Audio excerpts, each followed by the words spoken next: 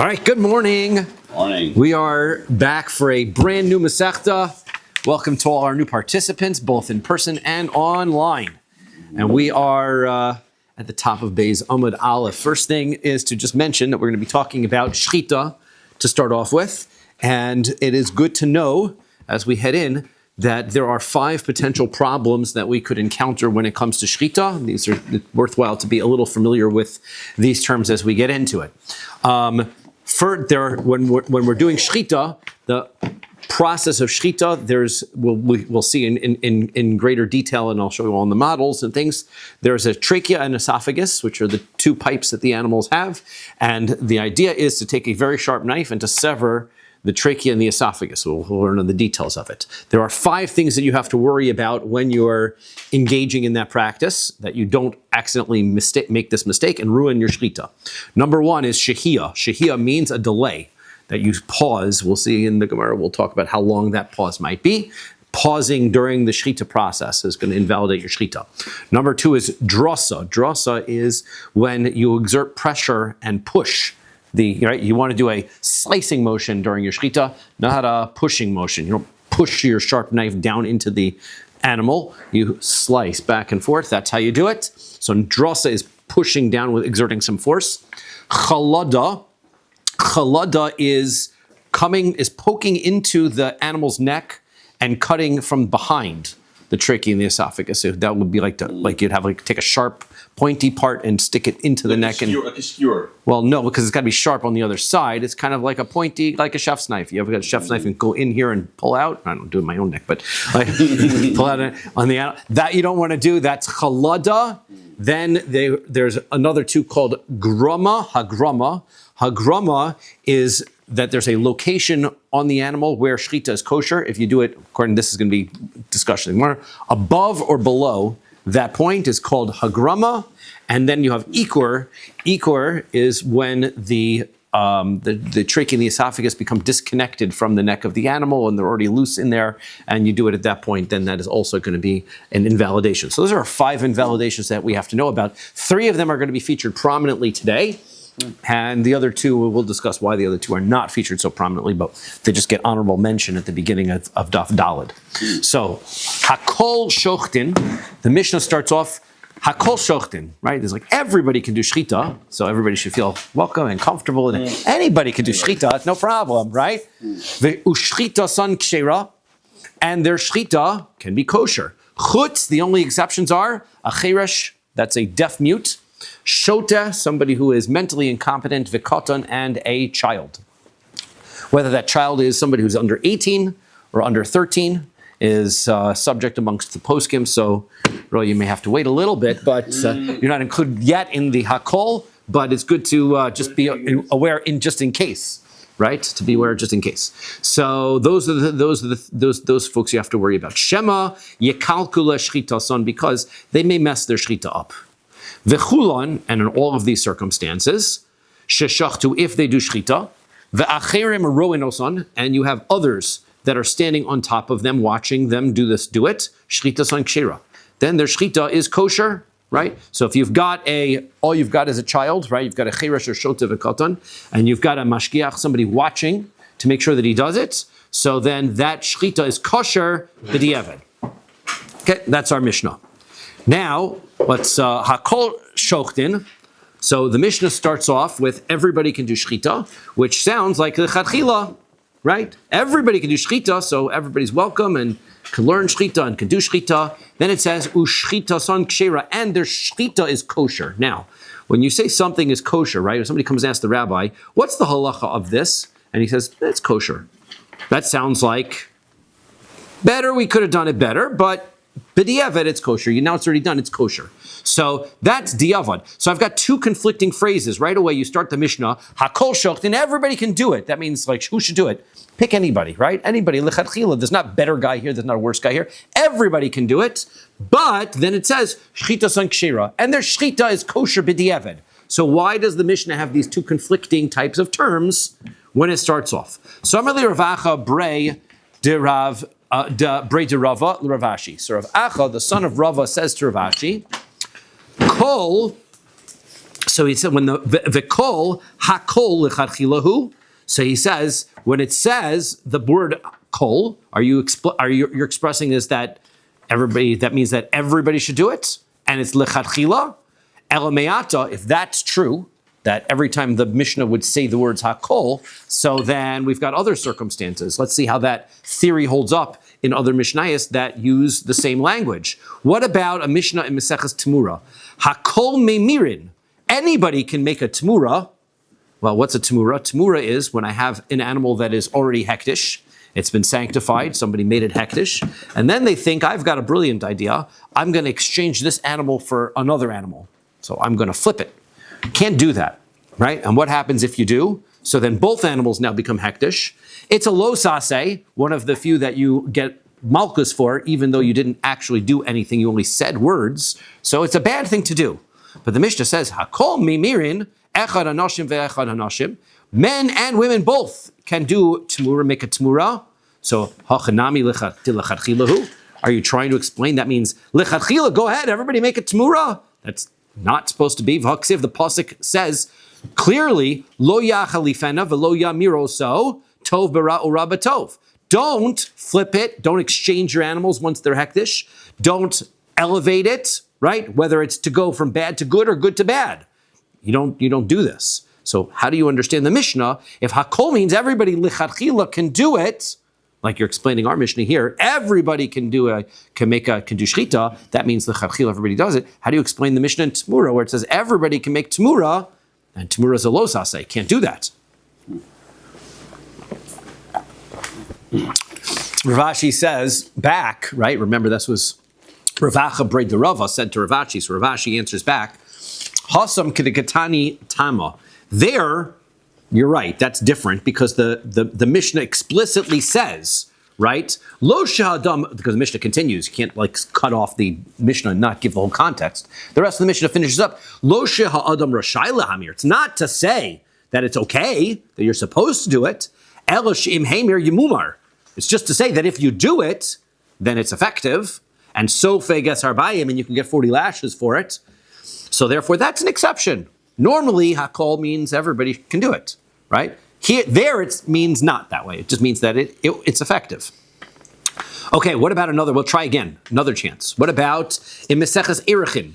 It says, Ella hakol ma'arichin ve'ne'erachin. Everybody can do an Erechin vow, and everybody can be the object of an Erechin vow. What's an Erechin vow? If a person says, my erech, my value, loosely translated, my erech, is donated to the Beis HaMikdash. So then the Torah specifies and tells us, depending on your age and sex, whether you are male, female, whether the amount that you have to donate to the Beis HaMikdash, a set amount. It's not based on anybody's value or health or other conditions. This is like a preset thing. If you're between the ages of 20 and 50, one value. If you're older, different value. Different values for different ages, and for men and for women. But there are prescribed values. So a person can take a vow and say, I'm going to donate my erech to the Beis HaMikdash. There's a Torah psukim in the Torah. It tells us how much he has to give.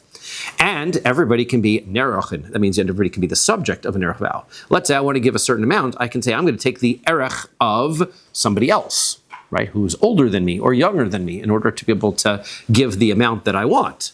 So I can give an erech. Everybody can take an erech vow, and everybody can be the subject of an erech vow. Then it says, nodrin, everybody can make a neder, right? A person could say, I owe money to the Beis HaMikdash, v'hakol nidarin, and anybody can be the subject of a neder. How would that work? A neder is different than an erech vow. If I say, I'm going to give, I promise through a neder, my value, my monetary value to the Beis HaMikdash, everybody has a different monetary value on the slave market, right? When you get put up for auction, so then somebody who is healthier, right? So, or has special skills or something like that can be valuable to a person. So then that person could be worth more than another person. And we're going to value each person according to their individual worth. And I can also take an oath to bring the value of another person. So you can either take a neder yourself, or you can be the subject. But again, hachanami dilachatchila. are you going to tell me that when the Mishnah says over there that everybody can take an erech vow and everybody can be the subject of that means lichatchila, go ahead and do it. It's a good idea, right? That's what you should do. Or you want to donate money to the base of Mikdash, take an erech vow? Well, the haksiv. We know, generally speaking, what is the Torah's perspective on taking oaths? Not a good idea, right? The pasuk says, the psukim say in Dvarim, v'chisechdal lindor lo yeh b'chachet, right? If you are going to refrain from taking an oath, then you will not have a sin, right? So therefore, better, right? If you just Torah's giving you good advice, don't take oaths.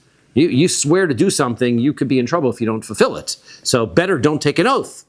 And then it says in Koheles, v'ksiv, it says in Koheles, tova shelo sidor, it's better to not take a vow, mishi tidor v'lo shalem, better not to take a vow than to take a vow and not pay, right? And even further than that, v'tanya, we learn in a brisa, tov mizeh, you know what's even better than that? She'eno no der kolikir. Just don't do it at all, right? Stay away. Don't take that. Say, when you get up, you get your aliyah, and you want to donate to the shul, you say bli neder, right? That's the way that you do it. You don't get involved in nedarim at all. Divrei Rabbi Meir. That's what Rabbi Meir says. So Rabbi Yehuda says, tov mizeh noder misham. He says, actually, Rabbi Yehuda says, you know what's best? Take an oath and fill it, right? That's good. Better, it's good to pledge money to tzedakah. So go ahead and pledge, but pay it. Now, at least according to Rabbi Meir, it's very, very clear. Nedarim are a bad idea, right? Something to stay away from. How do you understand the Mishnah in Maseches Erechim that says everybody, hakol marichin, everybody can take a neder, everybody can take an erech vow? No, you shouldn't. Not lechatchila, certainly, right? So how do you understand the Mishnah? If you're going to understand here, hakol shochti means everybody lechatchila can do shchita, then how do you understand in Erechim, hakol marichin? That also means everybody is encouraged to do it. Okay, maybe Rabbi Yehuda says maybe yes. Even Rabbi Yehuda's opinion, who seems to say, not so bad, just remember to pay it. Rabbi Yehuda, lo ka'amar ela b'omrei harei zu, aval omer harei alai lo. Rabbi Yehuda is going to acknowledge there's two different types of ways that you can take a neder, right? You could take a neder and say, I am donating this, I don't know, whatever I've got. Let's say somebody wants to donate I'm donating these tablecloths to the shul, right? And he's got his tablecloths. He says that's pretty safe. Why? A couple reasons. First of all, he's got them. Number two is, let's say there's a fire and the tablecloths are burned up. He doesn't have to replace it because he promised these. They don't exist anymore. That's the end of my neder. I can't leave that neder unfulfilled. But if I promise to give $100, right, and then I separate a $100 bill, and then as I'm walking in, it blows away. What do I have to do? I got to take another $100 out of my pocket. I owe the money, right? So therefore, a person should say, I'm donating this. That way, even if it gets destroyed, he is not, we call it not chayav b'achrayus. He's not responsible for taking something new in order to fulfill that vow. Versus saying, Harei alai, I have a personal obligation, because if I have a personal obligation, if something happens to ruin what I intended to give, I have to make it up and I have to bring more. And that might be difficult for me. And then I may leave my vow unfulfilled. So even Rabbi Yehuda says, generally speaking, open-ended vows are not good. And certainly when it comes to Erechim, that's what kind of vow that is. A person says, I'm donating myself. I have no intention of actually giving myself. I'm giving money. Therefore, it's the type of vow that Rabbi Yehuda says, don't do. So nobody likes those vows. So how do you understand the Mishnah in Erechim? And, okay, so what do you see? You see that, okay, where seems to be clear that hakol means b'diavad, right? Hakol means not ideally. So now the Mishnah is at least consistent. Hakol shochtin, everybody b'diavad can do shchita, right? And if they do shchita, it's kosher. Well, but if that's your understanding, the kol hakol lav lechatchilahu. One second, you're going to tell me now that whenever I look at a Mishnah and I see hakol, it means b'diavad? That's not so great either. Because Ella, we've got lots of Mishnayos that seem otherwise. Hakol chayovim basukah. Everybody's obligated in a sukkah. That's certainly lechatchila, right? We certainly want people making a sukkah. Hakol chayovim betzitzis. Everybody's obligated to wear tzitzis. So chinami dilav lechatchila. Are you going to explain when the Mishnah says hakol in those circumstances? It doesn't mean lechatchila. So So therefore, you can't really prove it from the Mishnayos. It seems like the Mishnayos use the word hakol in both directions, right? So chayavin lo kamina, right? When the Mishnah says hakol chayavin, right? Everybody's obligated to do something. That's for sure lechatchila, right? That's different. That's different than hakol marichin, or in our case, hakol shochtin. It doesn't say hakol chayavin b'shchita. Everybody must do shchita. It's just hakol shochtin. Everybody can. Okay, well, if that's true, if your distinction is fair so far, but let's bring other sources where we are going to talk about, is it b'diavad or lechatchila? We're looking for a source for a Mishnah where it's really lechatchila, but it doesn't use the word hakol chayavin. It just says hakol. Elameata, how about this one? Hakol somchin, everybody does smicha on their korban, which we know all about, right? I've got my korban shlamim or my korban chatos, and I'm bringing it. I'm going to lean my hand. Everybody does smicha, echad hanoshim vechad hanoshim, whether they're men or women. So hachanami delav lechatchila. Are you saying you're not supposed to do lechatchila, right? B'diavad, everyone can do smicha. No, lechatchila, everybody should do smicha on their korban. V'aksiv, the pasuk clearly says that. V'samach yado, that you do smicha, v'nirtza, and that's going to cause your korban to be desired, and the kapara is going to be given, right? The atonement is given. So, okay. You're right, ika lechatchila, ve'ika diavad. Okay, at the end of the day, Mishnayos go both ways. Sometimes that call is lechatchila, sometimes hakol is b'diavad. Ella hakol dehacha. So the question is, the hakol here. We had the question. We said, how do we know the one here means lechatchila?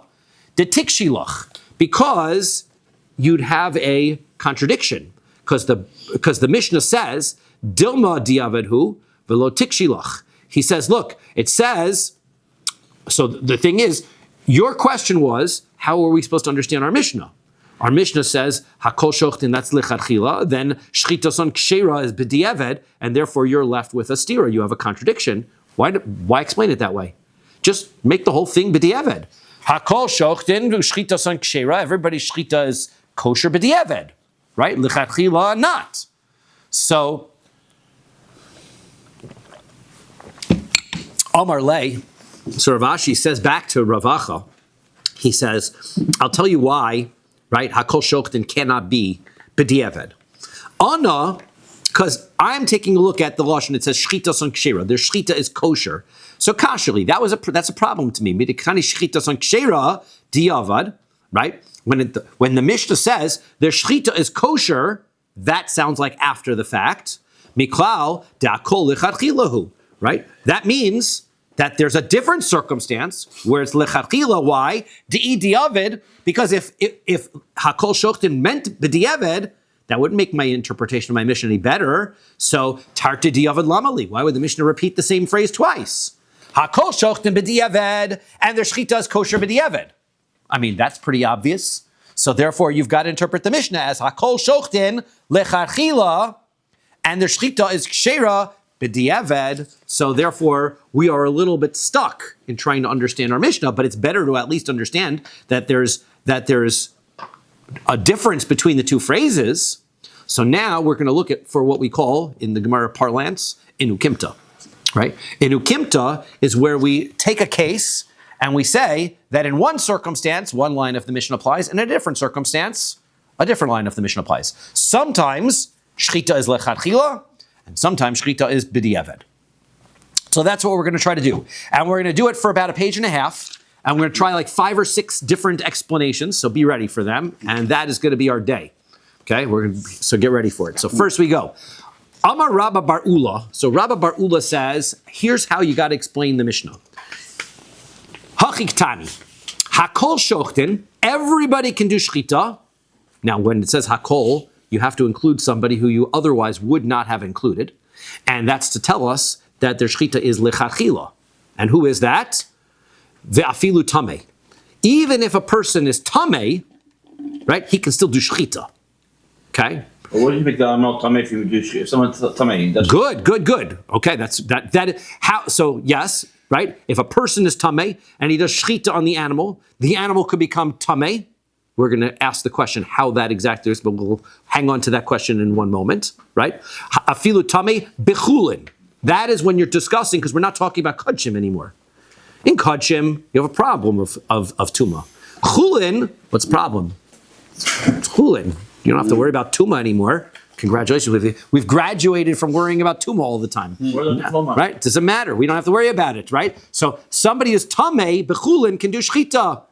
So Gemara asks, though, 1 second, Tameh Bechulin, my lemimra. I mean, that's so obvious, right? Why even say it? Sometimes something's too obvious to state.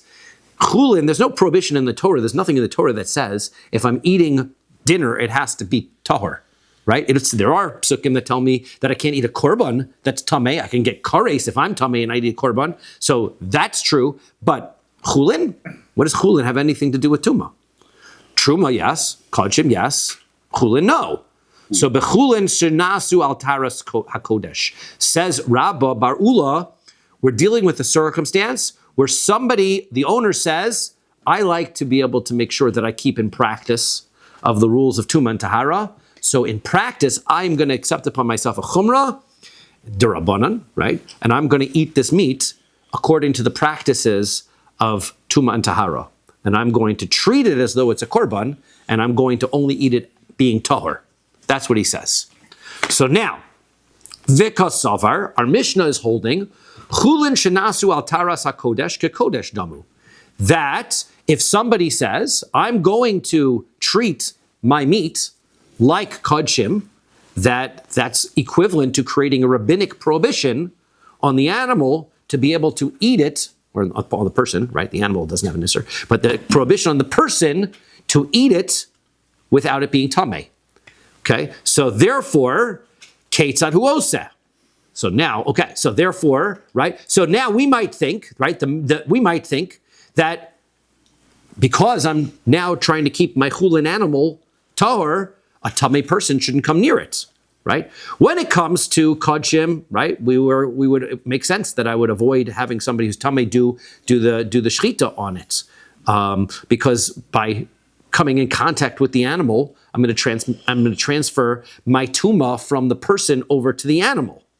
So, therefore, I might think also when it comes to chulin, since I'm doing it in this extra stringent way, I also should keep tameh people away.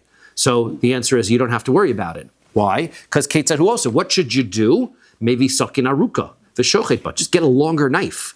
So the person's not within arm's reach, whatever. Get a longer knife and you're good, right? He's not going to touch you. He's not going to come in down to kedei shelo yiga bebasar. Now you've got a tameh shochet, but you've got a good shochet, right? Don't waste a good shochet. I can just bring him a longer knife, and that's the way I can keep safe. So therefore, right? And then it says ubemukdoshim lo yishchot. Then it says, but then, right, by hektish, that's the case of the b'diavad. By hektish, don't do that, right? The person who is tameh, avoid that altogether, right? Lechatchila, shema yiga bebasar, because we have a problem. Maybe you'll come in contact with the meat. Now, in case when it was durabun, it was only rabbinic. Okay, so get him a long knife. We're not really that concerned he's going to come touch the meat. When it comes to kodshim, now you've got a Torah prohibition, so be careful. Don't touch the meat. We have to be extra careful. He doesn't touch the meat. So therefore, don't allow him to do it, even if he's tameh. Don't get a shochet who's tameh for kodshim. Okay. Now, ve'im shachat. Now comes the b'diavad part. If the guy was tameh and he did it, right? The tameh person now did shchita on kodshim. The omer, and he says, bori li shelo nagati. I'm very sure I didn't touch it. Okay. Shchita so kshera. Then the shchita is okay. Even though the knife might be tameh after, says he's holding. Okay, so now you got a great question. Okay, so Yehuda's a step ahead, right? Yehuda's been doing Daf Yomi long enough and knows what's happening. Okay, just to explain Yehuda's question, right? The person is tameh. We're going to ask what kind of tuma he is. Let's presume he's tameh mace, right? That means that the person who's holding the knife is an avatuma. We have a rule that if he's holding a metal utensil, right, the metal utensil transmits tuma like the person, and that means that he could transmit tuma through the knife to the animal just as well as transmitting tuma directly by touching it. So the fact that I have separated him with a long knife, Yehuda's question is fair. How does that help me? Because at the end of the day, my knife is going to transmit the tuma over to the animal. It's a very good question. So hang on. So good, the Gemara is going to ask it in a moment. Okay. So why is that? Why is that not an issue? Okay. a couple years from now. So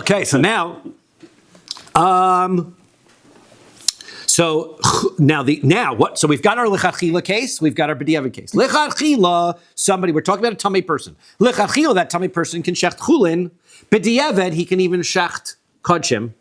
Then the Mishnah continues. Chutz mechereshot v'katan. The only time that's different is a chereshot v'katan, da'afilu v'chulin greedy. Even when it comes to regular chulin, diavad namilo, they can't do shchita at all, right? They could be tohar.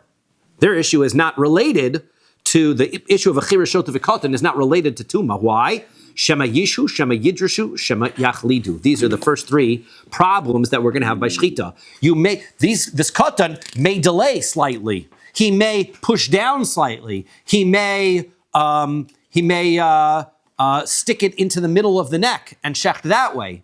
And so therefore, why are we not worried about the other two? Why are we not mentioning the other two, right? The answer is because the other two I can check after the fact, right? If your issue is to be able to verify, I can see where the shechita took place. So I can see whether it was above or below the right place. I can also see if the trachea and the esophagus became disconnected from the rest of the body when he was doing the shechita. I can look at that after the fact. These, I can't visibly inspect and know whether the shechita was done by pushing down or sliding. So therefore, these I just have to know that the person knows what they're doing. So therefore, when it comes to cheresh and shota v'katan, these are the three that we're going to worry about for the rest of today.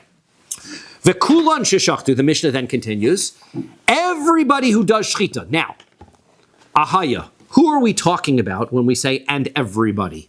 So if this part of the Mishnah is now saying that everybody, because remember the last part of the Mishnah is everybody who does shechita, if there is a supervisor who is an adult, regular person who knows about shechita is doing the supervision, then it's kosher. So now, who are we talking about? If we're talking about the cheresh shota v'katan alone, which means that a cheresh shota v'katan, if they're supervised, their shechita is kosher, right? So if we have guai, because then you could see what the guy's doing, right? If you see the kid is doing it and he's doing the shechita properly, so then what's the problem, right? If you see him pushing like this, then he didn't do it right. So a supervisor is all that you need to verify that it was done properly.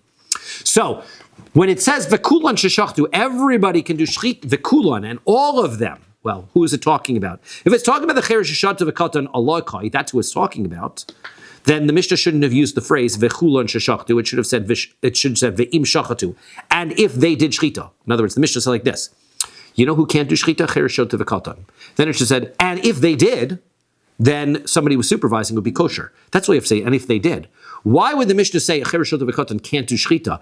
And everybody who does shechita, if somebody is watching them, then it's kosher. It means that not only am I talking about the people I was just talking about, I'm talking about everybody, like everybody, even the people at the beginning of the Mishnah that we were talking about. Ella atame b'chulin. We're going back to the beginning. The person who's tamei in chulin. So the person who's tamei, who's shechting chulin, if somebody's watching him, then his shechita is kosher. Well, 1 second. Ha'amart lechatchila nami shachit. We already said that lechatchila, as long as he's got a long knife, he can do shechita. He doesn't need somebody watching him. So ve'ela, rather, atame b'mukdoshim. We're talking about a supervisor for somebody who's tamei doing shechita on hektish. If you've got a supervisor, you don't need the guy, right? So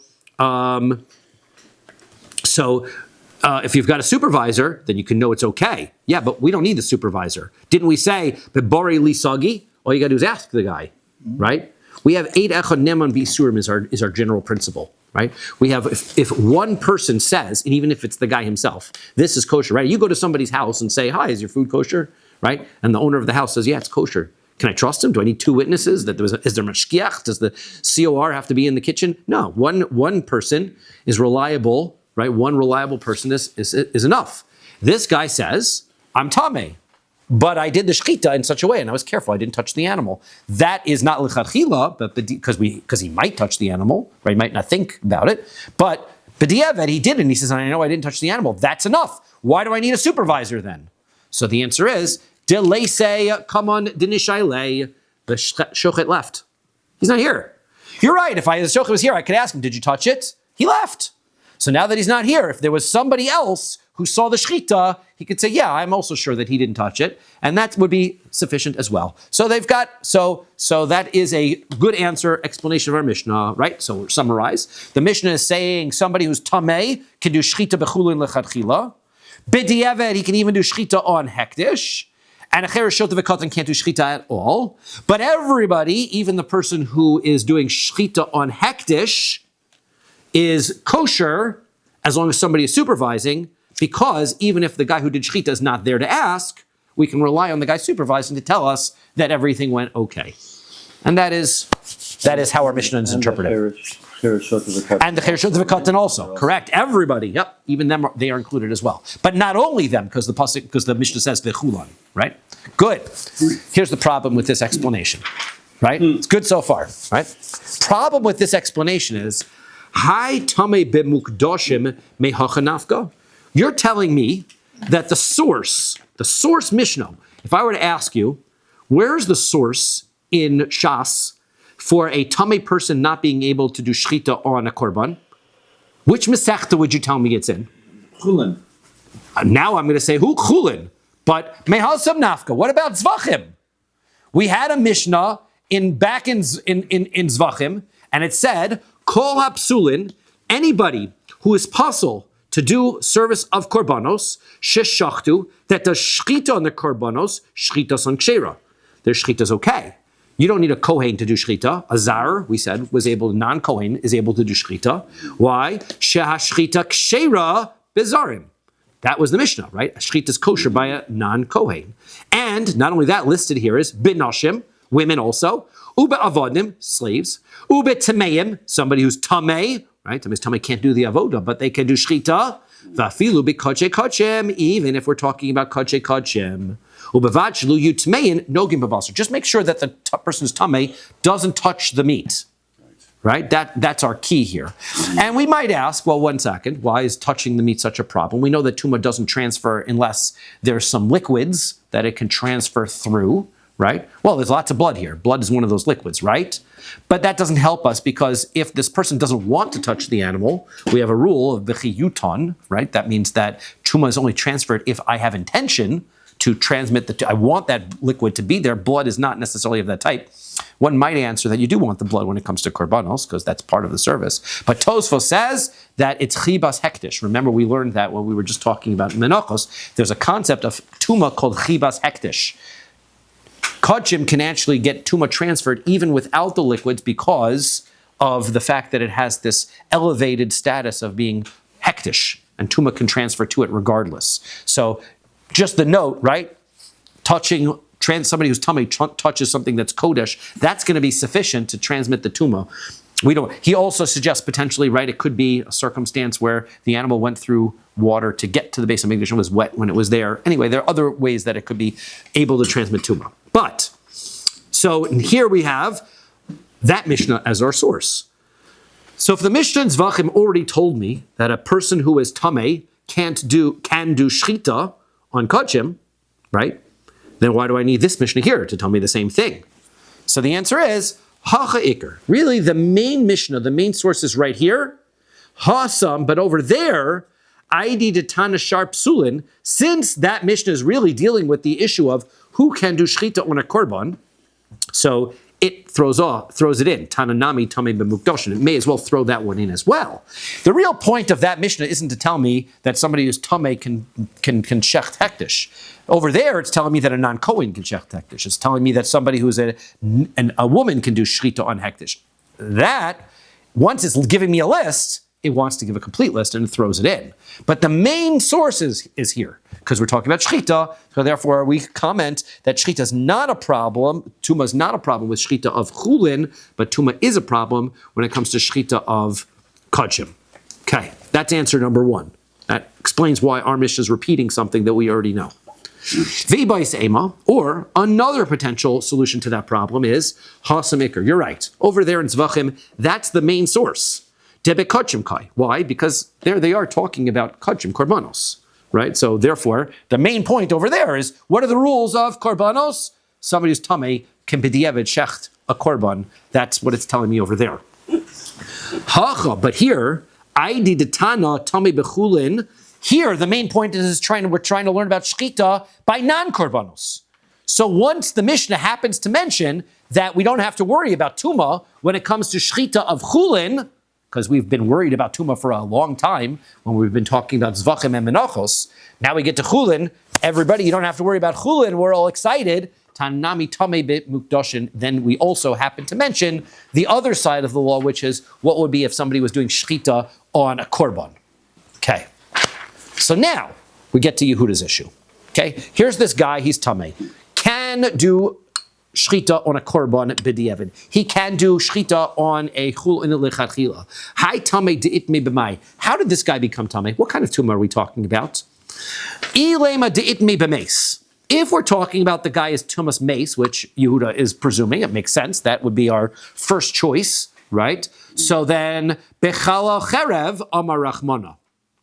So the issue is anybody, right? The rule of the sword is that if a metal utensil touches the mace, and the person touches the metal utensil, then he becomes an avatuma, as though he touched the mace directly. That's the rule of chalal cherev, right? The sword that's in the mace. So tuma, it's not, normally we would think that something that touches, right, that the person didn't touch the mace touched the kli, that made the kli an avatuma, and then the person can become a rishon l'tuma. It can't really necessarily, a person can't become so therefore, maybe the tuma doesn't transfer. The Torah tells us, no, it transfers, and the guy becomes an avatuma. So, cherev harehu kechalal. It's telling us that the sword has the equivalent tuma status as the mace, because it's a metal utensil. Avatumahu. And therefore, the person becomes an avatuma, so this shochet is an avatuma. So litamye lisakin. So therefore, this shochet is going to make his metal utensil, his knife, an avatuma just like him. Ve'azal sakin v'tamise lebasar. And now, who cares whether the person touches the korban? The knife. If the knife touches the korban, it's going to transmit tumah, as Yehuda's questioning, right? The knife itself is going to transmit tumah, and that's a fair problem. So the answer is, we're not dealing with the rules of tumas mace, de'itme b'sheretz, right? The person became an avatuma because he touched a dead, creepy, crawly creature, right? A mole or one of these lizards or things that are listed in the psukim that talk about it. If they're dead and you touch them, you become an avatuma. Well, the rule of b'chal cherev is a rule by tumas mace. So if a person who is tamei sheretz is touching the knife becomes a rishon l'tuma, and then that's all where the transfer. So therefore, he does not transmit the two. So sorry, I take it back. Right, the sheretz is an avatuma. Right, the shochet who touches the sheretz becomes a rishon l'tuma, and now the knife would become a sheni l'tuma, except for the fact that we have a rule that kalim do not become a sheni l'tuma. Therefore, the knife doesn't receive any tuma. The shochet is only a rishon, and therefore the knife isn't a problem. Okay, good. V'ibois, that's answer number one. V'ibois ema, or if you want, liolam ditmi b'meis. We could go back to our understanding, and it's tumas mace. But what happens is we're not dealing with a metal knife. This rule of bichlal cherev, of the tumah transmitting to a corpse, from a corpse to the sword, is only when it's metal. What if kegon shebada krumis shelkana?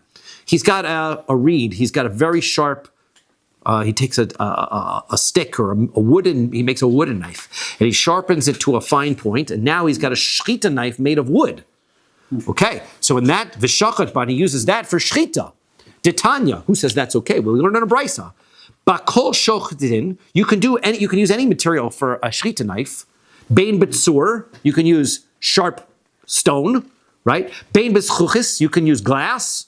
Bein bekrumis shelkana, you can use wood, right? Any of those, right? And we'll discuss some problems with wood and splinters and those kinds of things when we get to that later on. But at least at this point, we see those are all kosher. Well, if they're all kosher, so then the tuma wouldn't necessarily transfer, right? So therefore, we would resolve our problem of having a metal utensil by avoiding that with a wood utensil. The wood could cause a permanent move. It could make a mum in the end. It could puncture the. The splinters could make tears and things. It could be a problem. Yes. Do these shochet knives have handles?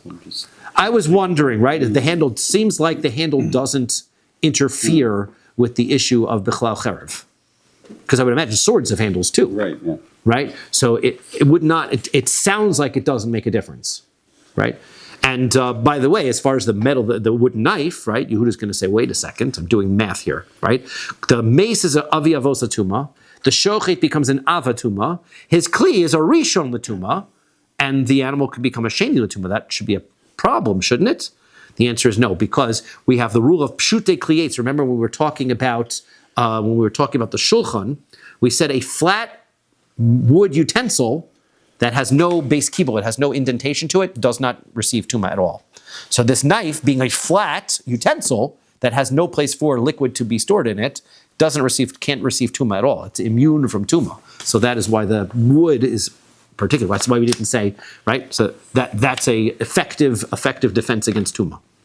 Okay, so that is the first answer of the Mishnah.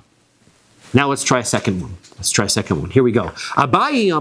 Abaye says, and then we'll get used to running through these because we're going to repeat the same phrases over and over. Abaye says, that is not how you understand the Mishnah. Hachik tani. This is how I understand the Mishnah.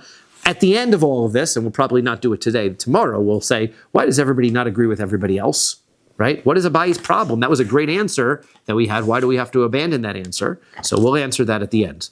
Abaye says, Hachik tani. Here's how I learned the Mishnah. Hakol shochtin. Everybody can do shchita lecharchila, right? Vafilu kusi. Even a kusi. Remember the kusim? Kusim were the ones that they were in Eretz Yisrael after Nebuchadnezzar exiled the Jews and they converted to Judaism, right? They were a little bit scared. They had the lions were attacking them and they had an opinion that there were gods of all the lands. And so we have to convert to be Jewish in order to live here in Eretz Yisrael. So they did, right? But their conversion was effective. They wanted to be Jewish. They are Jewish. The only thing is, they didn't, in the end, keep all of Torah Shebaal Peh properly. So therefore, can you trust a kusi's shchita? No. So here, this Mishnah is saying, according to Abaye, yes, the kusim were very careful with their shchita. And the rule with kusim is, those mitzvos that they were careful with, they really are careful with. They keep them 100%. They didn't keep everything, but those things that they kept it just like everybody else. They were very religious and makbid on some things. So their shchita, they're Jewish, right? And their shchita is valid. So you can even use a kusi shchita. Ba'med dvurim amurim. When is that? Keshi Yisrael meid al gabav lechatchila. That's only when a Jew is standing on top of him. Aval, however, yotze v'nichnas. If you have a Jew and he's just kind of supervising and he comes in and he comes out and he's checking his phone or whatever he's doing, lo yishchot, right? Then he shouldn't do shchita. Okay? So, ve'im shachat, but if b'di'eved, that's your circumstance. You had a yotze v'nichnas. You had a Jew going in and out. And he does the shchita. So then you've got a simple solution for that. Chosech kazayis basar. Cut a piece of the meat off. V'nosing lo and give it to him. Achlo, if he eats it, mutter, then it's fine. Because he's makbid on shchita. So therefore, if he eats it, you know it's kosher. Right? Is right. So then, mutter lechol mishchita, you can eat shchita. Lo achlo, if he refuses to eat it, asr lechol mishchita, then you can't eat it. Right? Well, if he's makbid on shchita, why is he giving it to you? So Rashi says, because they were makbid on shchita, they were not makbid on lifnei iver.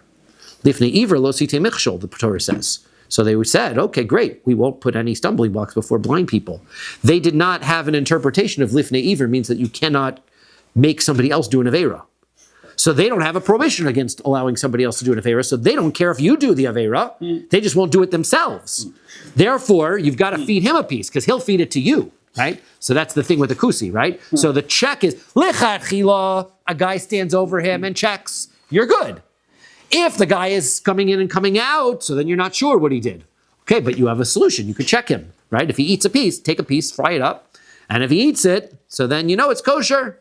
Right? Then the Mishnah... Might be a vegan. That's right. Chutz me cheresh shota v'katan. The only thing is, not a cheresh shota v'katan. Having somebody stand over a cheresh shota v'katan is not going to help you. Dafilu di'evid nami lo. Even b'di'evid, that won't work. I'm sorry, not standing over him. Right? A yotzi v'nichnas. Right? B'di'evid, Yotze v'nichnas, that will not work. Shema yishu, shema yidrusu, v'shema yachlidu, because they may ruin the shechita otherwise. They may mess the shechita up by pushing, by delaying, or by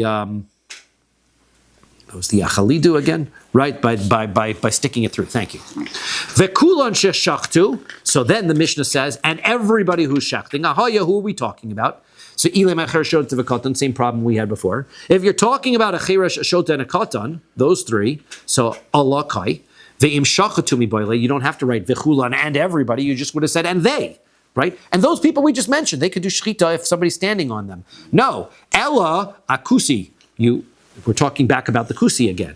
But problem is, Hamart, you already said it at the beginning of the Mishnah. Keshi Yisrael Omed al Gabav. The whole point of the Mishnah in the first place is when a Jew is standing over watching the kusi, it was kosher lechatchila, right? Al Gabav, shachit afil lechatchila. So that's even lechatchila. So why does the Mishnah have to go back and say, and if somebody's watching him, it's kosher? So kasha, that is in fact a fair question, right? Not exactly sure why the Mishnah uses the word v'chulan when it could have just been satisfied with v'im shachatu. And we leave that. Baye is troubled by that problem, but it's not so overwhelming that that he's going to change his position, as we're going to see. He has problems with everybody else's interpretations, so he'll live with the problem of understanding that word in the Mishnah, right? So v'chula, is it a real problem? So the answer is ish, right? It's not the biggest problem. You just have a word in a Mishnah that doesn't fit so smoothly, but it's better than making a law that doesn't fit so smoothly, as we'll see, right? He's not going to agree with the opinions of others. So he lives with that. Rava is going to come along and he says, I kind of agree, right, that we're talking about a kusi, but I think that you have this slightly wrong. He says, Amar Rava. Rava says, Yotzi v'nichnas lechatchila lo. Time out. I'm a little bit troubled by your premise, Abaye. You say that in order to know that a kusi does it right, you need the guy to literally be standing over him the entire time. You need a mashgiach tmidi. Yotze v'nichnas is not enough. He says a yotze v'nichnas, the guy coming in and out is 100%. That is the highest level of supervision you can do. How do I know that? V'atnan, we learned in Maseches Avodah Zarah, and this is what's great about doing the Daf Yomi. We remember these Mishnayos, right? We said back in Avodah Zarah, Hamaniach ove kochavim bechanuso. Remember the case? You had a non-Jew in his wine shop, right? That's like a bull in a china shop. This is like the non-Jew. You got your ove kochavim left in your store. Ve'yisrael yotze v'nichnas. But the Jewish guy is coming in and out. Mutter, the wine is fine, because you're not worried that the non-Jew's going to crack open a cask and he's going to make it yayin nesach because he's afraid he's going to get caught. Right. Okay, so there you see that just a guy coming in and out is sufficient. Yeah, but hasam over there, mi katani maniach, ha maniach katani. Let's be precise in the language. The Mishnah doesn't say, you know what's a good idea? Leave a non-Jew alone in your store and have a guy walk in and out and check on him. The Mishnah says, if there's a person who has a non-Jewish worker and he gets called and he's busy and he leaves the non-Jew alone, but he keeps checking on him, the wine is still kosher. B'di'eved, right? Di'avad. That's b'di'eved. Not ideal, but b'di'eved. So that's consistent with Abaye. Abaye said, lechatchila, somebody should be watching him. And b'di'eved, if he's yotze v'nichnas, we do the meat test, right? So that's consistent with Abaye. No, Ela mehacha. He says, no, I'll show you a different source in Avodah Zarah, which proves that a Yotze v'nichnas is 100%. Ein hashomer tzorech liyos yoshev u'meshamer. The Mishnah says, when we say that somebody has to guard a non-Jew to make sure that he's not making the wine yayin nesach, it doesn't mean he has to sit with him the entire time and watch him. Ela afal pisha Yotze v'nichnas mutter. Even if all he's doing is coming in and out, that's fine. That's clearly lechatchila. That there's no other way to interpret that, right? We're asking, what's the instructions you're going to give to your guy who's watching? You're going to give him instructions that you just have to come in and out. You don't have to stand over him the whole time. Okay, so Ela Amar Abaye. So Abaye says, with that in mind, I have to reinterpret the Mishnah slightly. Hachiktani. This is how you have to read the Mishnah. Hakol shochtin. Everybody can do shchita. Vafilu kusi. And even a kusi, when can a kusi do shchita? Keshe Yisrael yotze v'nichnas. All you need is a yotze v'nichnas. He has to be coming in and out. That's all you got to do. And your shchita is fine. Aval, however, ba'u mitza'o sheshachat. The Jew shows up to work, and the non-Jew is there already, and he sees that the shchita is already done. Then you can still save it. You can cut a piece off and give it to the kusi to eat, even though he didn't see him do the shchita at all. That's right. Achlo, if he eats it, mutter lechol mishchita, so you can eat the shchita. Lo achlo, if he doesn't eat it, aser lechol mishchita, so then you can't. Okay, then the Mishnah continues, chutz michereshot v'katan, except for a chereshot v'katan. Da'afilu diavad nami lo, even b'diavad, can't do that. Shema yishu v'shema yidrishu v'shema yachlidu, because we're worried about them delaying, pushing down, or stabbing. Then the Mishnah finishes off, v'kulon sheshachtu, all of them, that if they did shchita, now ahaya, who are we talking about? If we're talking about the chirish, shota, and the katan by themselves, so why do you say v'chulon? V'im shachatu mi baile. All you had to say is, and if they did shchita. Ella, so rather we must be going back to the beginning. Akusi, we're back to the kusi. So 1 second, now we have a problem interpreting the Mishnah again with this word v'chulon. You're telling me that if anybody supervises, then it's okay. Hamar, you already said afilu yotzi v'nichnas shachit lechatchila, that even if the guy, if your mashgiach is going in and out, that's lechatchila totally fine. Why do you have to tell me again in the Mishnah that I need a supervisor at the end on that case? So we don't have an answer to v'chulon again according to Rava's explanation either. So we'll leave that one alone. Ravashi Amar, Ravashi says hachiktan. Ravashi says fourth explanation. There's a fourth explanation of the Mishnah, right? First one was that it was talking about tuma. Then we talked about a kusi twice. One time we had a kusi that was being supervised 100%. Then Rava said, no, it could even be a yotzi v'nichnas. Those are our three explanations so far. New explanation. Ravashi Amar, Ravashi says hachiktani. This is how we interpret the Mishnah. Hakol shochtin, everybody can do shchita. You know who that is? Vafilu Yisro Mumar. Even if I have a Jewish person who doesn't keep the Torah 100%. So when we say he doesn't keep the Torah, Mumar Lemai, what are we talking about? What things doesn't he do? Lechol nevelus leteavon. When he's hungry, he'll eat not kosher. Now, this is the kind of guy he is. If you put a kosher hamburger in front of him and a non-kosher hamburger, he's not Mumar Lahachis. He doesn't pick the non-kosher one just to make Hashem angry. He prefers kosher food. It's just that if he's at a business meeting and they're eating at a treif restaurant and there's no kosher food around, he'll eat the treif because that's what's there, right? Now, this is a guy, somehow he's educated enough, he knows how to do shchita, right? It's interesting nowadays, we're thinking like, the shochtim are like this guy, he can do shchita. So he's not going to go out of his way to do a kosher shchita, right? But if he has a kosher shchita knife and he's got a non-kosher shchita knife, which one is he going to use? The kosher one. He's going to use the kosher one. Why wouldn't he use the kosher one, right? So this guy, right? Ukid Rava. It's like Rava. Dama Rava. Rava says, Yisrael Mumar. If you've got this Yisrael and he's a Mumar, Ochel Nevelos L'Teavon. He's a guy that if he's really hungry and there's no kosher food around, he'll eat non-kosher and give him on a base. Bodek Sakin. So what you can do is you can use him as your shochet. Check the knife first. Now you know it's a kosher knife. And the guy knows how to do shchita. So therefore, check the knife, v'nosing give it to him. Umuter lechol mishchita so. Now you can eat a shchita. Because what has he got to lose? Of course he's going to use it correctly. Aval lo badak, however, let's say you didn't check the knife, right? And that's how we're going to interpret our Mishnah, right? Lechatchila, you could give him a sharp knife and let him do shchita. If, however, the guy, we didn't check the knife first, v'nosel, when you give it to him, lo yishchot. Better he shouldn't do shchita with that, because you don't know whether it's going to be kosher or not. Now we have a b'diavad. Ve'im shachat, if you did shchita after the fact, now with the knife that was not checked, we have a solution for you. Bodek sakino acharav. Just grab the knife and check it afterwards, right? Nimtse sakino yafeh. If the knife is perfectly sharp, so then mutter lechol mishchita so. Then you know the shchita was fine. Ve'im lav, and if not, then it's aser lechol mishchita so. Then you can't eat the shchita. Then we go chutz michereshot v'katan. You can't use the chereshot v'katan again. Dafilo diavid namilo. Doesn't matter. You can never use them. Shema yishu, shema yidrishu, v'shema yachlidu, because they may ruin the shchita in other ways. Then the Mishnah finishes off. V'kulon sheshachtu, and all of them are shochit. Now, who are we talking about? If we're just talking about the chirashot of v'katan, so v'im shachtu mibayle. Then why do you say v'kulon? It seems to include everybody. If you're only including chirashot of v'katan, you should have just said and they, if they shachted. Ella Yisrael mumar. We're going back to the Yisrael mumar again.